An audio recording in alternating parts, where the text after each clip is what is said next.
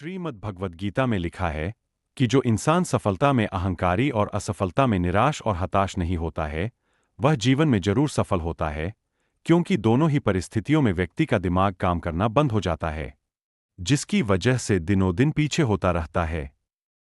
भगवान श्री कृष्ण कहते हैं कि जीवन में कुछ हुआ है, जो कुछ हो रहा है और जो कुछ होगा, सब अच्छा होगा। ऐसे में इंसान को किसी भी बात का दुख या चिंता नहीं करनी चाहिए। जो व्यक्ति इस बात को अच्छे से समझ लेता है, उसके जीवन का उद्धार हो जाता है। धरती पर जिस प्रकार मौसम में बदलाव आता है, उसी प्रकार जीवन में भी सुख दुख आता जाता रहता है। लोग आपके अपमान के बारे में हमेशा बात करेंगे। सम्मानित व्यक्ति के लिए अपमान मृत्यु से भी बदतर है।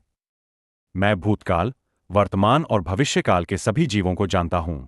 गीता केवल एक धार्मिक ग्रंथ नहीं, बल्कि जीवन जीने की कला का सार है। इसके श्लोक न केवल आध्यात्मिक रूप से समृद्ध करते हैं, बल्कि हमें कर्म, धर्म और कर्तव्य का वास्तविक अर्थ भी सिखाते हैं। जीवन एक अनसुलझी पहेली की तरह है, जिसमें कभी संघर्ष के बादल घिरते हैं, तो कभी सफलता की रोशनी जगमगाती है। ऐसे में मनुष्य को सही मार्गदर्शन और आत्मिक शांति की आवश्यकता होती है। यही मार्गदर्शन हमें श्रीमद् भगवद गीता में मिलता है। आत्मा को शस्त्र काट नहीं सकते और न अग्नि इसे जला सकती है, जल इसे गीला नहीं कर सकता और वायु इसे सुखा नहीं सकती। जन्म लेने वाले की मृत्यु निश्चित है और मरने वाले का जन्म निश्चित है। इसीलिए जो अटल है, अपरिहार्य है, उसके विषय में तुमको शोक नहीं करना चाहिए। श्रीमद् भगवद गीता में भगवान श्री कृष्ण ने बताया है कि इंसान को समय से पहले और भाग्य से ज्यादा कभी नहीं मिलता है। ऐसे में लोगों को बिना कुछ सोचे अपना कर्म करते रहना चाहिए। जब जो होना होगा वह हो जाएगा। भविष्य की बातों को लेकर चिंतित नहीं होना चाहिए। गीता उपदेश के मुताबिक व्यक्ति को आलोचनाओं से कभी नहीं डरना चाहिए।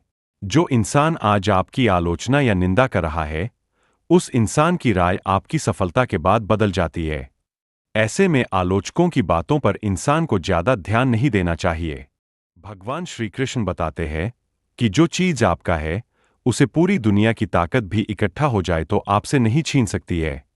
इस बात को जो अच्छी तरीके से समझ गया, उसे किसी भी बात का दुख नहीं रहता है।